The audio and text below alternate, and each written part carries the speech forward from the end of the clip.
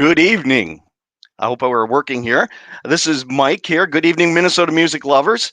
Again, my name is Mike Warre, and I have a little radio show called Mike's Minnesota Music Warehouse show on WEQY. Go to .org and stream it live. We're too low power to catch up, but I emphasize just Minnesota music, and it was my great pleasure to be asked to host the show, and thank you very much. It's about a couple people here. You know, right here, you see this picture? Isn't that a couple of dapper duo there? A dapper doer? Isn't it? Looks cool. Looks great. But we have these two people here today, and let's bring out for one. Let's see if I can remember which one's which one. Tom Johnson and Guy Drake. Where are you guys? Yeah. Hello. The dapper, duo there. Yes, so, Mike. So I hope You you say so. I hope you like that. Well, hey, we're gonna have some fun tonight, and thank you so much for inviting me to do this for you folks. I really, really appreciate it. And what can we say to get this going here? We've got. It's just incredible to be doing this. It is. It's after amazing. all these years, you guys have been able to reclaim your own property, basically your own creation, and took obviously years, but this song that we're going to be playing in the near future is what helped bring it all back in many ways, and that's kind of a cool story that we're going to touch on here too. And let's see, I'm trying to go over some stuff here. I know that maybe somebody ahead. out there doesn't know this story. Well, thanks, Mary Jane. And I don't have to be the one that tells this, but and I go for it, Tom. So okay, so this is the deal. So we've been kind of working on getting these things back. I mean, we've been doing this we've been songwriters for 50 years. That's like something.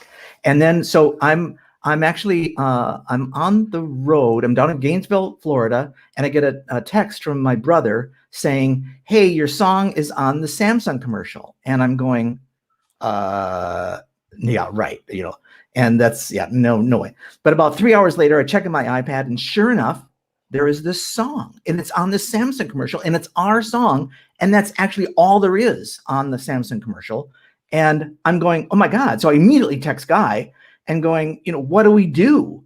How could they do this without telling us? And Guy has a great story because he found out his own way. Now it's your turn. That was from our engineer that helped us with the entire remastering project, J.R. Hartley at Home Base Audio. He was watching J.R. is visually impaired, and he was at the bar listening to the playoffs with some friends in Hopkins, and he texts me and says, "Hello, New Day is playing on it's playing on the NFL." And of course, I knew that he couldn't be mistaken because he has ears like you wouldn't believe. He can hear anything, and he had been helping us restore the song, so he knew all about it. And all of a sudden, we had confirmation that there's a lot of messages coming in from old Johnson and Drake fans and members of the team that one of our songs is in a commercial. So then Guy and I are wondering, what do we do? We know some people, but then, Guy's, and you'll meet Rusty, Guy's son, Rusty, who's basically the three of us are Johnson and Drake, really, it's three. And Rusty, when he was growing up, his best friend just happens to be one of the best engineers in LA. And so it's like, okay, maybe we could call this guy. So he said, and called him, and he said, absolutely, I'm going to put you in touch with my lawyer. It's Kanye West's lawyer, Jay-Z's lawyer, and she'll take care of everything. And it was like, and sure enough, it was like, holy cow, there we are. And so then we got money, which is good.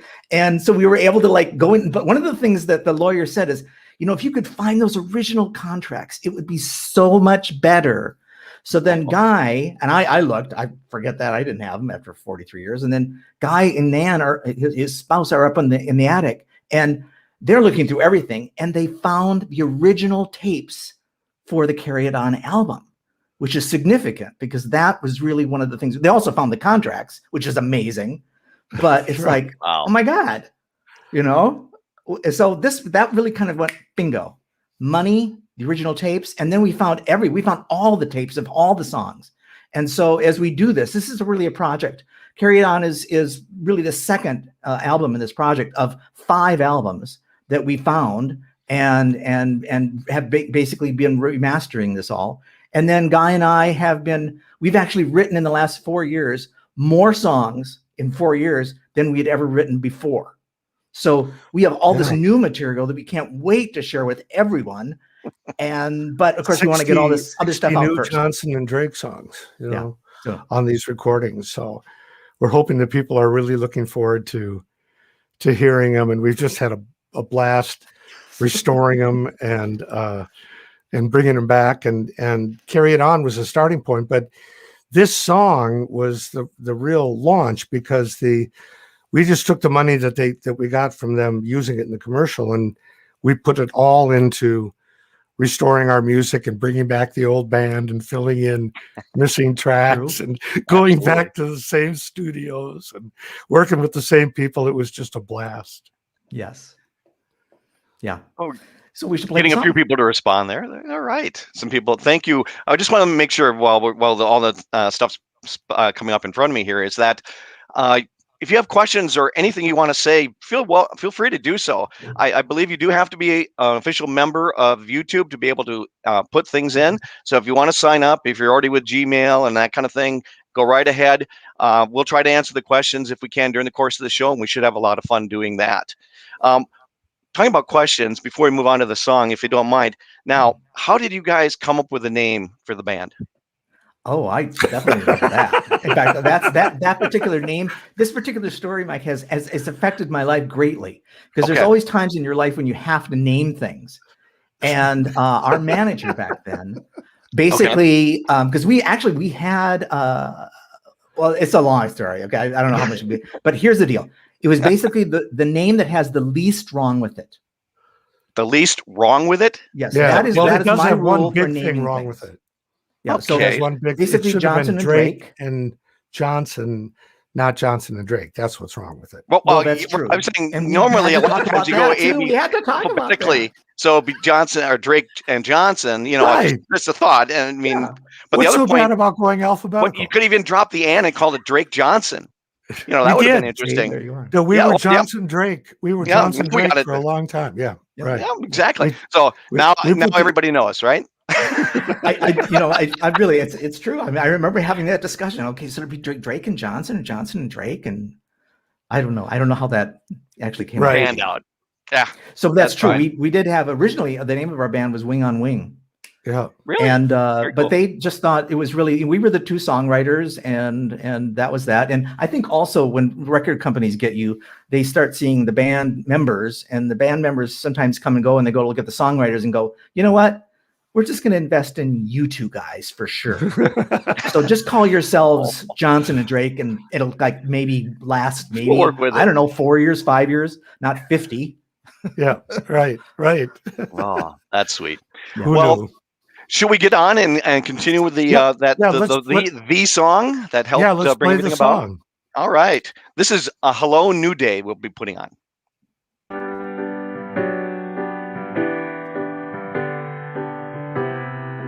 Hello, I woke up with the first bird this morning, hours before the dawn.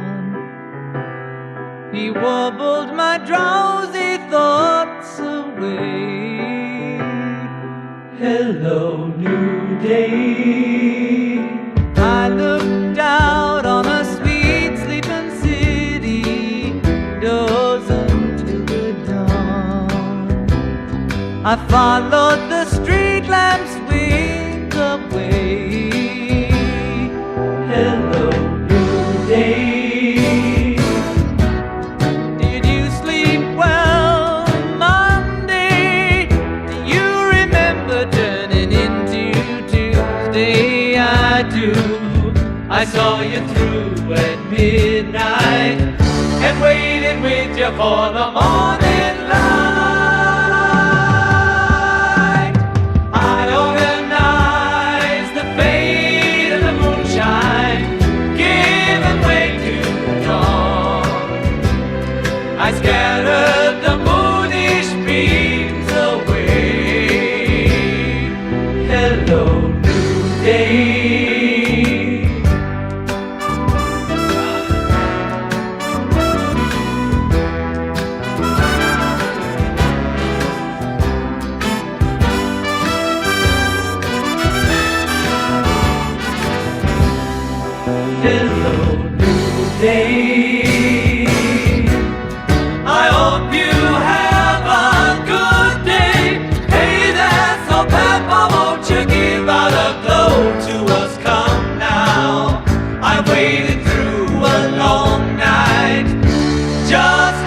for a sunny night.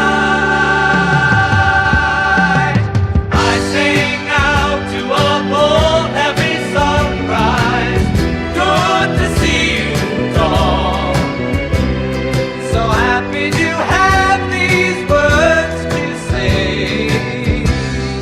Hello, new day. Getting up.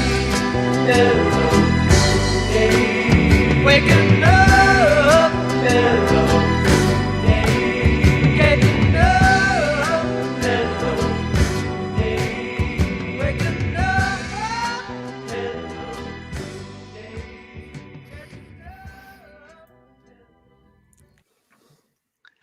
You can't And of imagine course- how that felt Go ahead. to hear that on that Oh. commercial without us even knowing that they were doing that. That was just so bizarre. Well, I think they were hoping you wouldn't. I think they thought we were dead. It's great though. It's so cool for that to have worked out as it had for you guys. It is really a great thing. And I'm getting splattered with Yeah, I Nan. know. That's your wife, Guy? Yeah, Oh, I wrote that song about her. Mhm. really? She, Oh, yes, there we go. Yes, yes. Okay. It was before we were married, and her family lived in a farmhouse on 5 acres of land on the west end of the Twin Cities. And Mhm. we were both in different apartments at the University of Minnesota, and she was going to spend the night out at her folks' house, and I wanted to go out and see her, and I got stuck in the driveway. And her folks and her family didn't really know me yet. We were just starting to date, and her brother came out with a shotgun. It was kind of a weird situation, but I made it through there and got out of there alive. And driving home back to the University of Minnesota at dawn by that point, I wrote the words to that song and then gave them to Tom right after I got back to the university. Yeah. So Wow. that was, and Nan and I, we've been married 48 years. So Oh, congratulations. Yeah. Yeah. That's super. it worked. That was definitely a new day for me. Oh, definitely.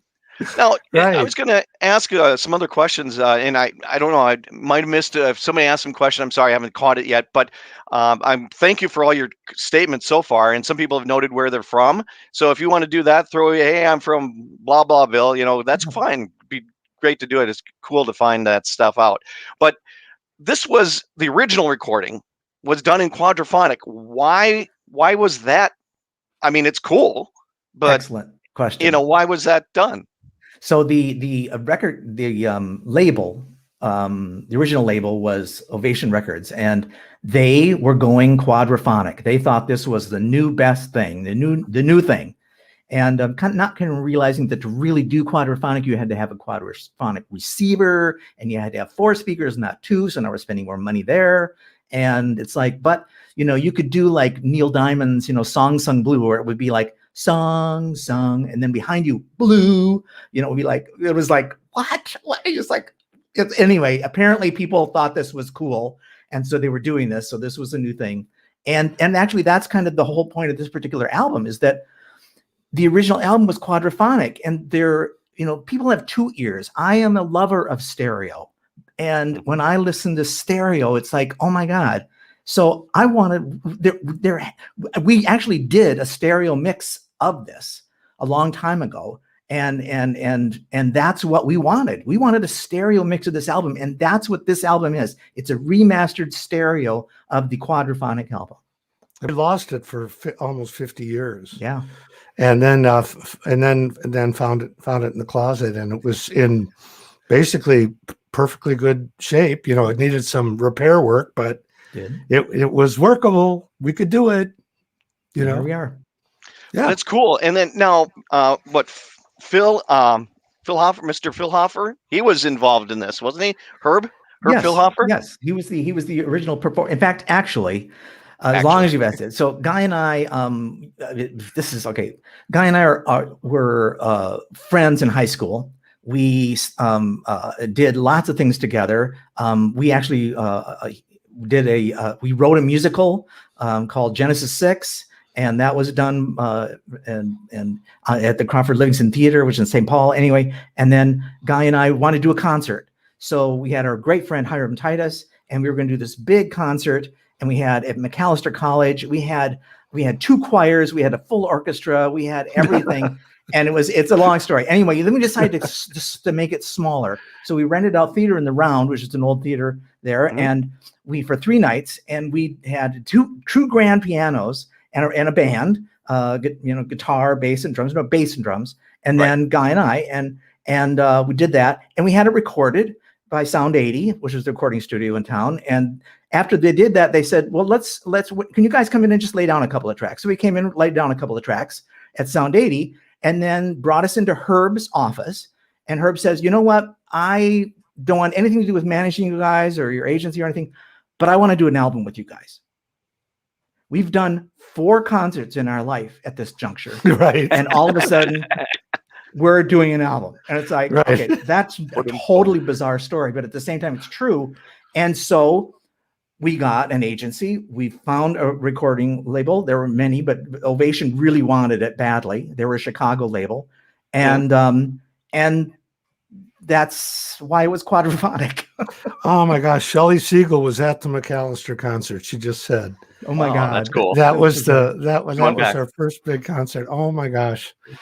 But which high school was this? Where you did this? What high school were you both at? We were in Dinah High School, and so we had the Dinah High School choir, and that was one of the choirs we had. And the Zion Baptist Church choir. That was the other choir we had. Right. And so the Guy and I actually had, I'd written a musical to Catcher in the Rye, and called Catcher, and Guy had played Ackley, and then we started writing stuff together. And Wesley Paulk, who was the director of the Minnesota Opera, came and saw that musical and said, I want to do something with you guys. And so Guy and I wrote this musical about the Noah story called Genesis 6. It comes through the theoretical. I'm not saying that very well, but way of your sound of your music is very theatrical. There we go. We are very theatrical. Yeah. This is true. Oh, this is why when people try to pin us down, it's like, okay, are you guys like folk, or are you like you rock, or you pop, or are you like world, or what's the deal? It's like, yes. I had some book I went into and look up Johnson and Drake, and they called you guys a folk band in that book. And I go, no. Yeah, everybody always had trouble labeling us. But I think that was always a problem. Yeah, that's disconcerting to people. They want to be able to peg you, and it's really hard to be pegged. Right. Oh, yeah. Absolutely. But so what are we going to listen to next, Mike? Next, that's what I was going to just bring up, and that is Slow Boat, I believe, is the one we've got on cue next. Yeah, Slow Boat. Yeah, so probably got questions about this one here coming up.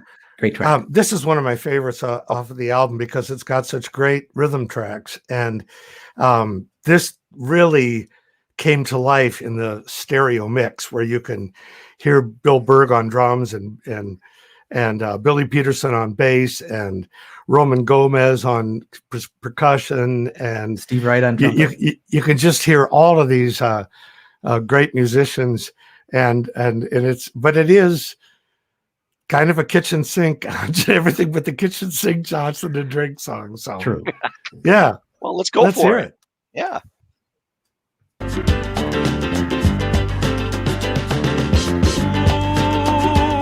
Patricia, my love, sail away with me. We can find the wealth you're dreaming of.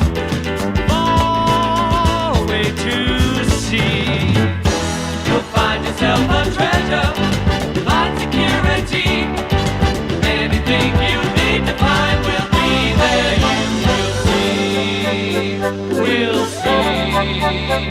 We'll see.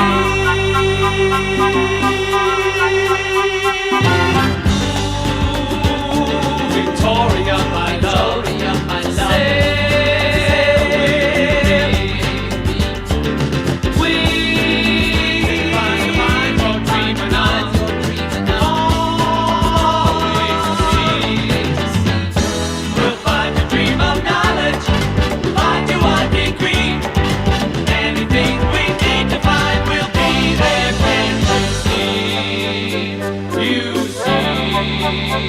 you see, that's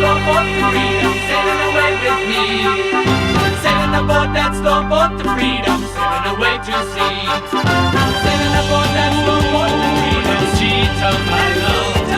Sail away with me. Sailing aboard that stormboat and find a home we're dreaming of. Sailing aboard that stormboat away to sea. We'll find a dream of justice, love and charity. Sail away with me, my love, as we learn to be free. Be free. Sailing aboard that stormboat to freedom, sailing away to sea. Sailing aboard that stormboat to freedom, sailing away with me. Sailing aboard that stormboat to freedom, sailing away to sea. Sailing aboard that stormboat to freedom, sailing away with me. Sailing aboard that stormboat to freedom, sailing away to sea. So I got to tell you about the last note of that song is probably the longest note ever recorded, because what they had us do is they had us kind of come in at different times on that last note, and then they kind of put them all together. So literally, we're like, apparently it would be impossible to do for a human being, but I think we're holding that note out for about a minute or We longer. had great breath Oh, control. wow. though. Yeah.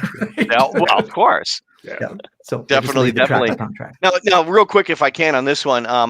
All right, who is Patricia and who is Veronica, and are they Oh. listening or watching tonight? Well, I know I don't think Patricia and Victoria are, but Nancita is. Patricia was my mom. Victoria Okay. was a very, very good friend of mine, still a very good friend of mine, but I didn't tell her about the show. I didn't even think about it. And Nancita is my wife. So I mean that was just our joke. Got name. it. You know, her name Okay. is Nancy. I call her Nan, but we used to call her Nancita, you know. Yep. When we were Oh. feeling frisky. You know, so- That's sweet. You're That's right. sweet. So that they were the three women in my life At that time. at that time. Perfect. Still, yeah. Oh. Sorry. Now, let's see. I believe we need to bring Rusty in. I believe Yeah. Rusty was going to bring in some information here tonight. Hey, Yay. Rusty. He belongs to Guy. Hey Yeah. there. Oh, How's it Trevor, I going, gotta put it everybody? this Nice to way. meet you, though. There we go. It's funny because this whole project is all about family history for me. So when I think about Patricia, it's actually my grandmother. I think about Nancita, it's my mother. So there's all these lyrics and things that are like completely wrapped up in my own family history. Mhm. That's great. That's so Yeah. cool. But So- now, go ahead. No, I was just going to say, we thought maybe Rusty could tell us a little bit about the challenges we faced in the whole restoration of this project, because Yeah. he absolutely. basically climbed a massive learning curve on how to restore old tapes. And I just thought maybe you could talk about it a little bit, Rusty. Yeah, sure. I think it's funny, this story. I think one of the things that's most interesting about it is that it started so innocently and casually. I mean, we literally just started doing this for fun like 5 years ago, when all we had was an old copy of the LP, the same one that Mike had. There was no commercial at this time. There was no anything. We were just going to take these songs that had been around for a long time, turn them into digital files so we could listen to them and enjoy them. And so we took them over to J.R. Hartley's place, and we're like, just basically ripping these vinyl tracks and turning them into waves. And then all of a sudden, when that Samsung commercial came out, so many things happened. So first of all, we had a bit of a budget because of that. We could do something bigger. Also, we had a bit of a suddenly somebody else believed in us. If people believed in the music, if somebody was willing to put it into a Samsung commercial, clearly it was good enough to invest a little bit of money in. And then in the process of finding those contracts that we needed, that was how the tapes were discovered. So it was like, we had this legal fight, so it was find these old contracts from 1973, digging through, all these old boxes. And then boom, in the midst of this, there was a treasure trove of tapes that had been completely forgotten about. So this like completely innocent thing, suddenly we had all this material. And the cool thing about this particular album is that we had this amazing quality tape, this stereo mix that Tom was talking about. And, it turned into this like beautiful digital remaster, but it really did need a lot of work. It was not perfect. I mean, it went through a lot of work to get to this point. When we actually when we initially turned that tape into a digital file, there was some of the songs were in better shape than others. The tape had been sitting around for over 40 years. And so that, the tape, some of the pieces, like the magnetic pieces fall off and it's missing. And there are certain things we didn't know if we could fix. And ironically, the song that was in the worst shape was Hello New Day, the one we listened to at first, the one that was in the Samsung commercial. And it was damaged enough that we actually were, for a while, not sure we were going to be able to use it. So we remastered all the other songs, all 10 other songs. And for a long time, we thought we were going to have to use the LP version of the Hello New Day thing. But then we realized that for contractual reasons, we had to stick to this tape. So we just basically rolled up our sleeves and we're like, all right, we got to figure this out. So we found a program called Isotope RX. It's a repairing program, and it's very visual, which is perfect for me because I'm not a trained audio engineer, but I'm a trained visual editor with photography and video. So this allowed me to turn the audio file into a visual file. And then I was able to learn how to visually replicate all these missing pieces of tape. I found in Hello New Day alone, there was over 100 spots where the tape had broken off and it was the song was missing.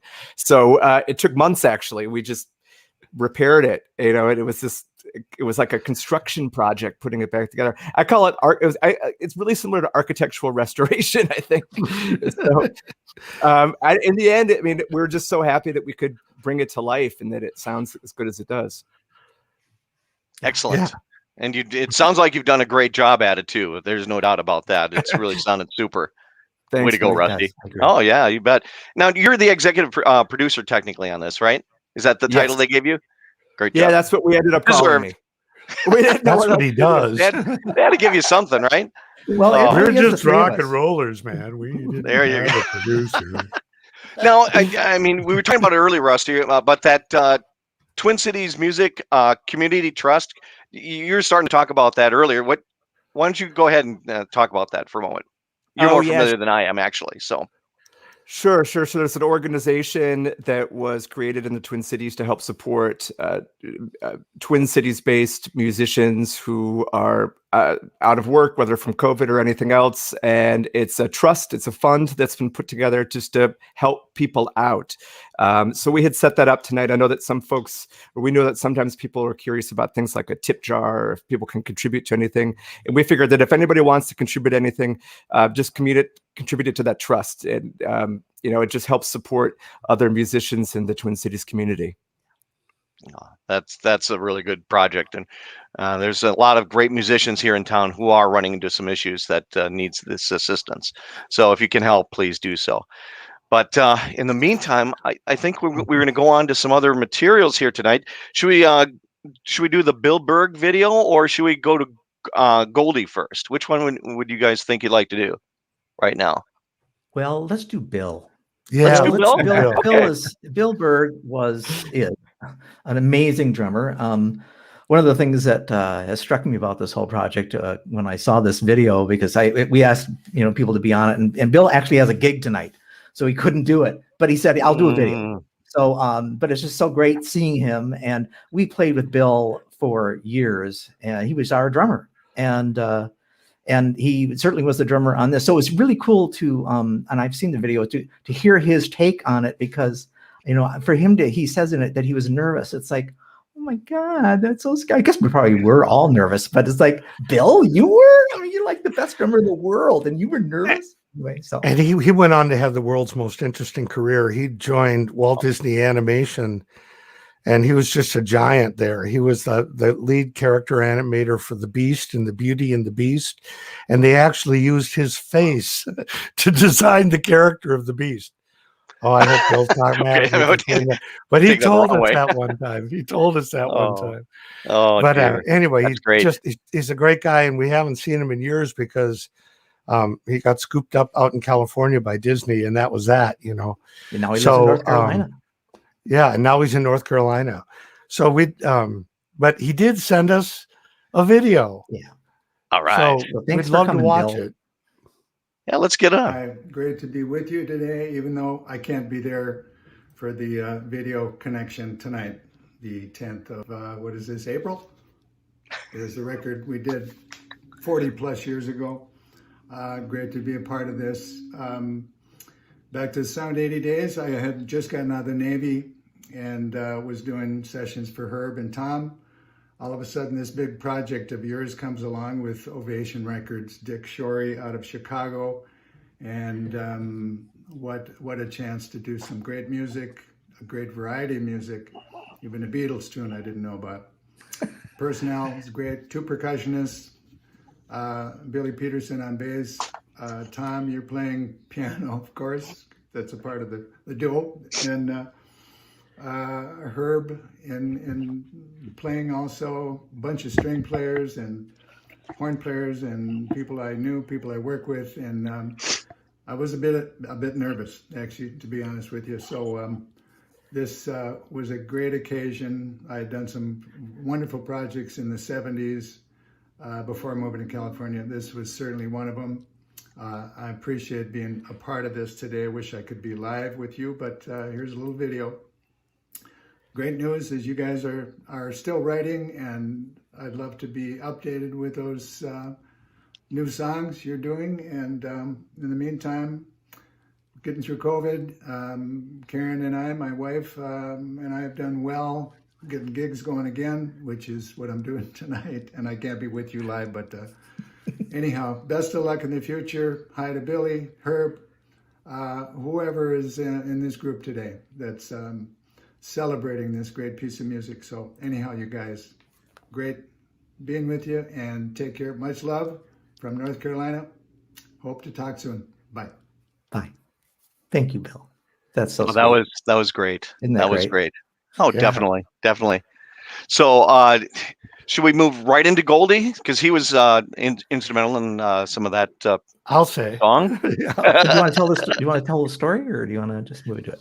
Yeah, we were playing with the story of Goldie was we were on the road, and we played with a group called the Sanford Townsend Band out in the West Coast, and they had a lead singer named Goldie, who was the most sensational performer that anybody in our band had ever seen. It was just total love at first sight. It was the most fun tour we ever did because it was just so great to watch her perform every night. And one night after the show, we went back to the hotel and wrote the song Goldie about her. And she was just fiercely dynamic as a singer. And that's what all these words are about, demon lady of the band. Would you believe I cannot stand, excuse me while I lay upon the floor. I received your savage grace, liquor spiked and cherry laced.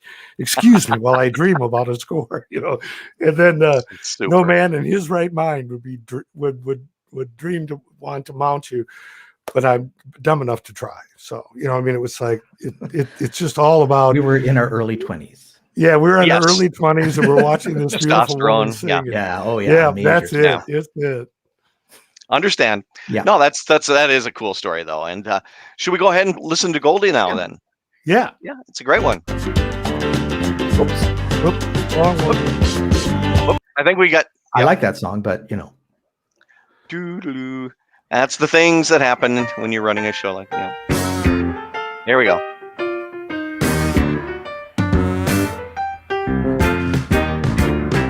Demon lady of the band, would you believe I cannot stand? Pardon me while I left on the floor. I received your savage grace, liquor spiked and cherry laced. Excuse me while I dream about a score. No man in his right mind would be brave enough to want you, but I'm dumb enough to try. Goldie, won't you love me, Goldie, Goldie, kiss and hug me, Goldie, Goldie, won't you love me, Goldie now? Goldie, won't you love me, Goldie, Goldie,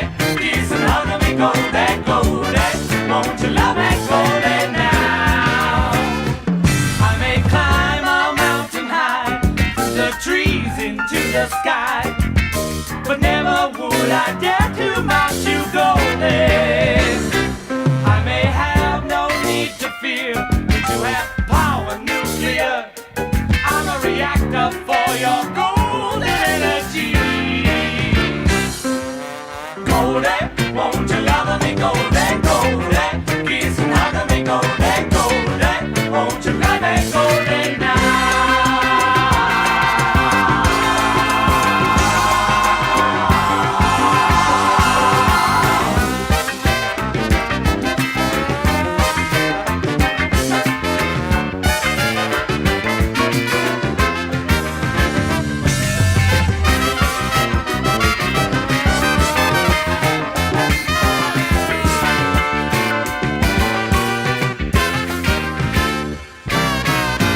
This demon lady love has me blown so far away. I may just decide to stay.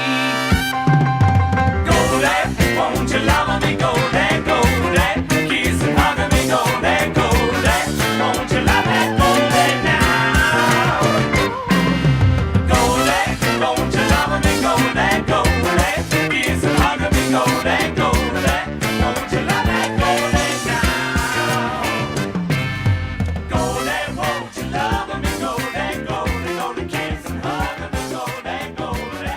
Won't you love me, Goldie, now? Great brass players on that family, Dave Hawley and Steve Wright, and oh my God! And you know, from the horns on that, I thought this would be like a cool genre of kind of rock that nobody's really done before. It's like Dixieland rock. Yeah. You know, I mean, No, those to two me, should be it like has a lot melded of the- together. Yeah, it has a lot of the Elton John vibe to me with some of his actually, the productions. piano part without this, Right. the riff was kind of actually it was more Leon Russell. To be Oh, well, truthful, Leon's I great. was really going after Leon Russell there, but yeah, it was like So, but that Somebody was just- asking who did the arrangements on that one. Herb. Herb But it's did, really right. Dixieland. It's just and the brass players just had a ball playing that. Oh my God! Right. Oh, Yeah. that was so sweet. This was your actual legitimate single off this album. Oh, there's a good story to tell about that. I don't know if we're going to get the Go other for song, it. but- okay, so yes, that was the single. So, but when they put out the single back then, they actually had singles. Okay, and they actually put the labels on the wrong side. So the B side was actually turned out to be Goldie, and the A side turned out to be this song called "Isn't There Someone," which was supposed to be the B side. And in the LA market, all of a sudden, this song, because the radio people would say, you know, here's Goldie by Johnson and Drake, you know, Isn't There Someone? But it's like People loved the it. song was doing well. Tell me if I'm doing this right, Guy. I mean, you could just pipe in No, anytime that's here. exactly right. People loved it. Why they must have wondered why it was called Goldie.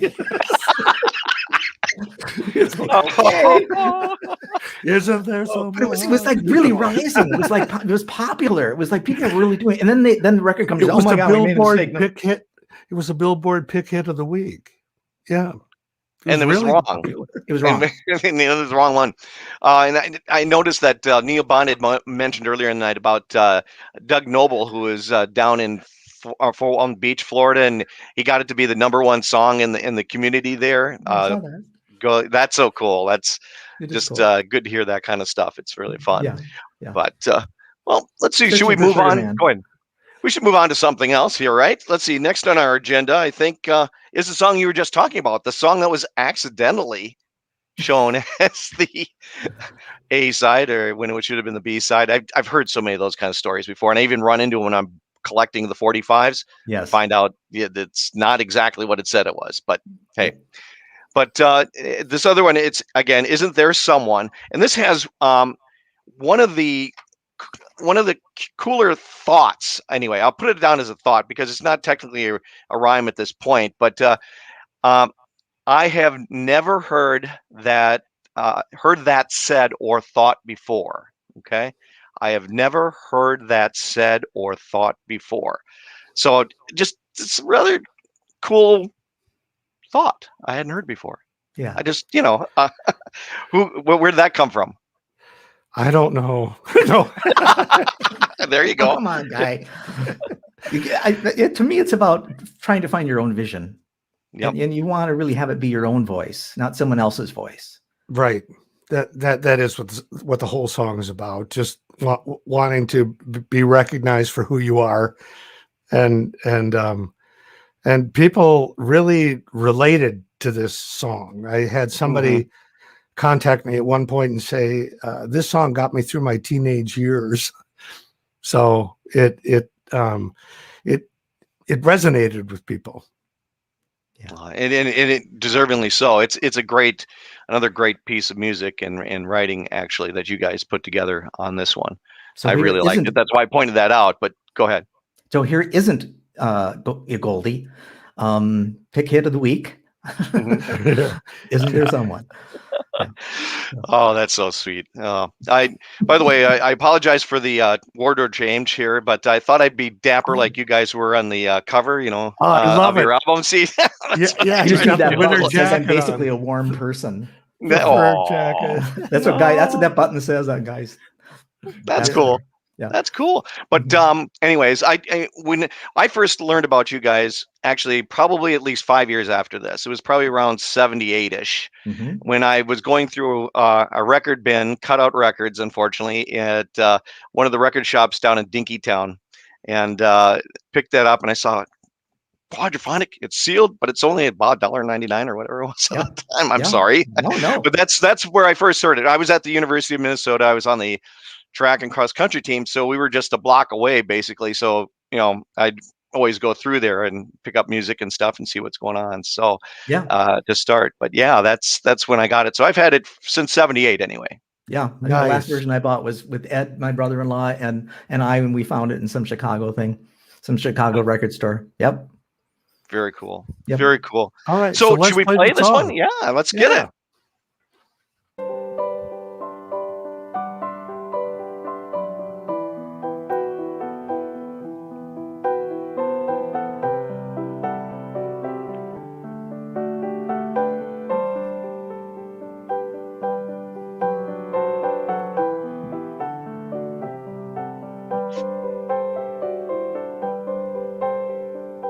If somebody would just agree with me, you can think alone.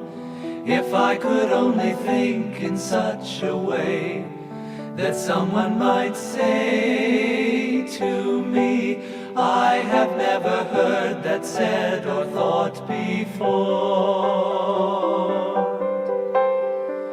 Isn't there someone who can see just one original thought in me?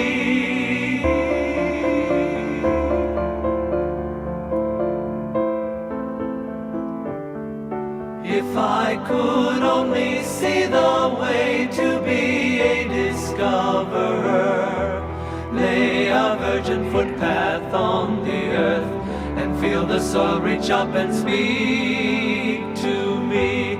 You are the very first to touch the brown earth here. Isn't there somewhere I can really dare to say there is only me?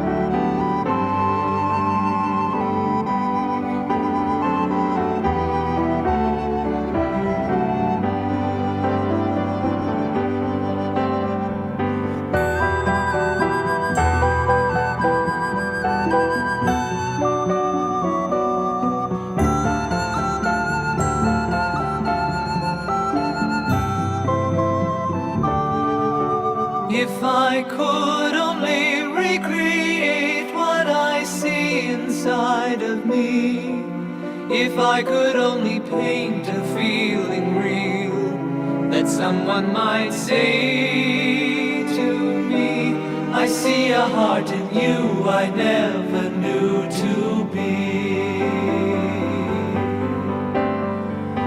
Isn't there someone who can see there's something more inside of me?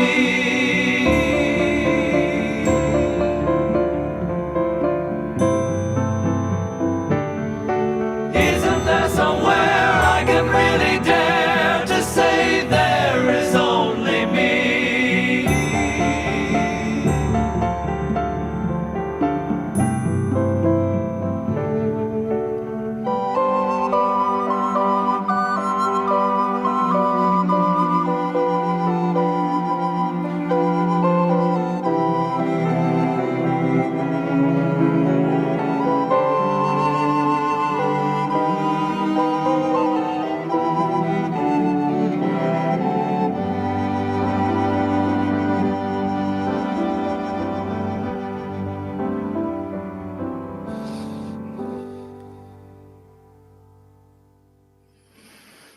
Beautiful.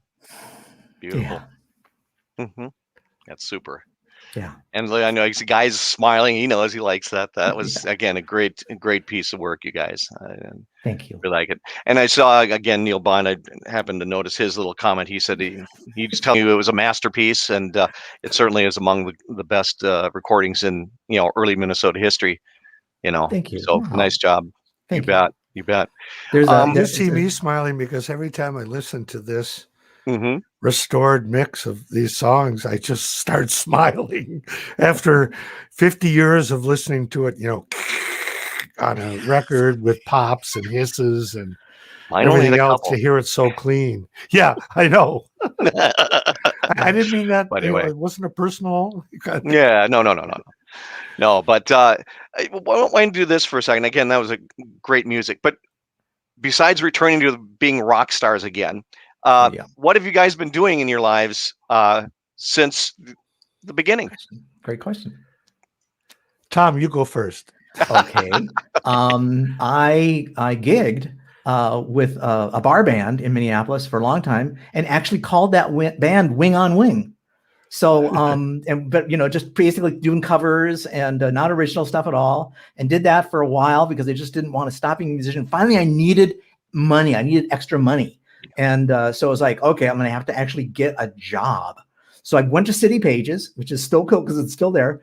And I saw an ad for this company that was hiring, and they were doing computer music. Well, that sounded kind of different. So I went and interviewed, and sure enough, I was allowed. So I've never touched a computer in my life. And all of a sudden, I'm like working for this company called Coda Music Software. And we were actually connected to a Owatonna company called Winger Corporation then. And we were selling software. Then we ended up having our own software. And so there was this program that was in development for about a year or two called Finale. And I ended up being the product specialist for that product. And Guy and I actually trained all these people around the country in Finale together. So we were able to, because Guy's like a professional We trainer. trained the whole dealer network. Yeah. And Wow. so that was just such Yep. a bizarre thing. But yeah, for 27 years, I was basically the Finale's product specialist. Cool. I went to work for a training company called Dale Carnegie Training, same as Tom, looking for a gig, got that gig, and stayed there for 40 years. And then I retired in May, and in June of that same year, I was ordained as a deacon in the Episcopal Church. So I transitioned into becoming a clergy person. So I've been a church clergy for since 2013. I love seeing Guy with his collar and the whole thing. It's just like, it's just so cool. It's so I should have cool. worn it tonight. You should have, man. man. Oh. You should. Well, I you should got have part of it worn right. You got black on, right? And all you need. This is close. Close. It's just there's a Yeah. little white thing up here. It's all. Yeah. But that's So it. cool. Yeah. Yeah. So and that's just been great. I'm so lucky because it was sort of a reinvention of my whole life. Pretty far along the road, and just doing something completely new. And although I remember Guy always being that way. Guy and I spent 2 or 3 months for a long story, in Gothenburg, Sweden. We were like 18 and 19 years old. And I remember they had public baths, and they also had the saunas. And Guy is wearing a dry sauna, so you can't really feel it. It's really hot. And Guy, he would always have his cross around his neck. And he's there. We're kind of sweating and stuff. Finally, we've been there for like 15 minutes. He gets up. This metal cross is just burning into his chest. He's just screaming. Oh no! Yeah, it was. Yeah, that was quite a scar. Yeah. Oh, definitely. What I was just going to say is that just listening to the lyrics and things that are a part of this album is that theologically, it's consistent with who you are today. Yes. What you became as a minister, and you're at this. It does make a lot of sense. It does. Right, and we're releasing an album in June that really reflects that.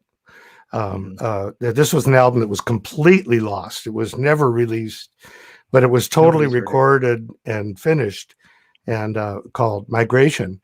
And that one, now when I listen to it, boy, I can sure hear that. Just what you're talking about, Mike. I can just hear that coming through in the Yep. words all the way throughout the whole album. Yeah. Yep. As much as I love all the songs in Carry It On, the Migration, the album that we're going to release in June, is like, I mean, that's really us. So yeah, Definitely. So But we're look not forward going to that, listen to people. anything. Yeah, definitely. Yep. But we're not going to listen to that today. No, we're That's not. going to be for No, another no, show no. for those who are out This there. is Carry It On. We got to bring in one of the performers who supported you on that album, did he Mr. ever. Steve Wright, and we're going to we'll have a closing song here, which will be the party time or party song track. Yeah. But yeah, there he is. Yay! Oh my God, Steve! Hey, Steve. Wow. I mean, there were so many great musicians, and Steve was definitely among them. When you hear that high trumpet, and I mean high trumpet, it's You're like muted, Steve. You're muted, Steve. Oh, there he is. Now I'm There you go. not. Now you're There in. you go. Although the You're mute right. thing is what a lot of people like when they talk. We know. But oh, hey, careful. That session, I did a lot of sessions at Sound 80 in the 70s, early 80s. And I still remember that particular session for some reason, partially because of the tune we're going to hear, but also because it was just such a nice, the music was fun, and They were great. players were great. And you guys, Dave Hawley and Jim Tensbensel and Dave Oh, Carr. I and mean, all of you guys. Dave Carr, yeah. All these great players. Yeah, it was a lot of fun. We got to mess around on that one, the Dixieland and funk. Yeah. Right. We're going to do a song here in a minute called the Party Song that we wrote, and we had planned on recording it, but just the way it all worked out, we ended up doing it as the very last song for the album, and we invited back all of the players who played on the album, and you probably can't see this list of names, but there's a lot of players. And Steve was one of them, and we brought all of the musicians back to sing the song. And we even had the engineers and everybody come out in the studio and sing it with us. And it has this kind of raucous brass part. And Steve, didn't you you come from a whole family of trumpeters, like right back to the 1800s almost? Well, yeah. Oh, yeah. Back to the 1870s and 80s. Wow. My great-grandfather played the first rodeo for Buffalo Bill in 1882 out in North Platte. Yeah. Then my grandfather played, and then my mom played, then I played, then my son played through high school, and actually my daughter for a little while, and my brother's son is the second trumpet in the Boston Symphony. So there's 5 generations. Wow. And but you brought along one of those vintage trumpets to the session, right? Because it was such a fun song anyway. And you didn't you? Yeah, oh yeah. It just happens to be this one. Wow. This is got it about with you. This is a 100-year-old Busher trumpet, and my grandfather gave it to me. And in 3rd grade, I just took it in the case over and said, "I want lessons to the grade school," and the rest, for better or worse, is history. Wow, definitely better. Oh my God. Well, you'll definitely hear that trumpet coming through loud and clear. Oh, it was a lot of fun. Yeah. Yeah, it was a big party. It was basically the album party, and everybody's there, and imbibing was going on, and you can just tell when you listen to the singing on the song. It was a good time had by all. Yes, definitely. All right. Something it was fairly unique at the time. I think you certainly were among the first groups to do something like this to close off an album, at least at that point. I agree. Actually, the engineer even came out. So that song was recorded without an engineer. There was no engineer in the room. The engineer was singing on the song. Yeah. He just pressed record and came running out. Yeah. Thankfully, I was playing trumpet, so Yeah, you did. No problems there. No problems. All right, let's that's so hear it. sweet. Yeah.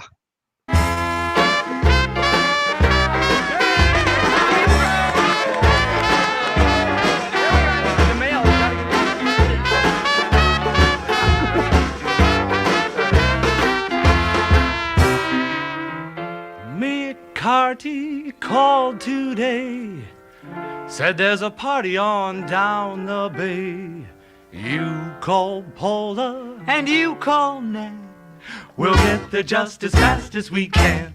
I'll be glad to socialize, see all those great, great guys. Oh, it feels so good just to be with friends. I hope the evening never ends. We'll have a drink. I'll drink to you. If you drive, then I'll have two. We'll have a smoke. Tears not in your eyes. Here we go, my oh my. I'm ready. I will sing out the great old song and keep singing if the words are wrong. Oh, it feels so good just to be with friends. I hope the evening never, ever, ever, ever.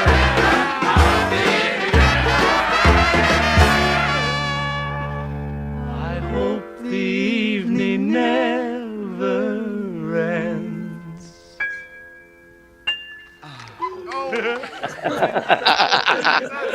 Oh, very sweet. Very sweet, you guys. Yeah. Oh boy, I can definitely hear you, Steve. That is like you are so front and center in that.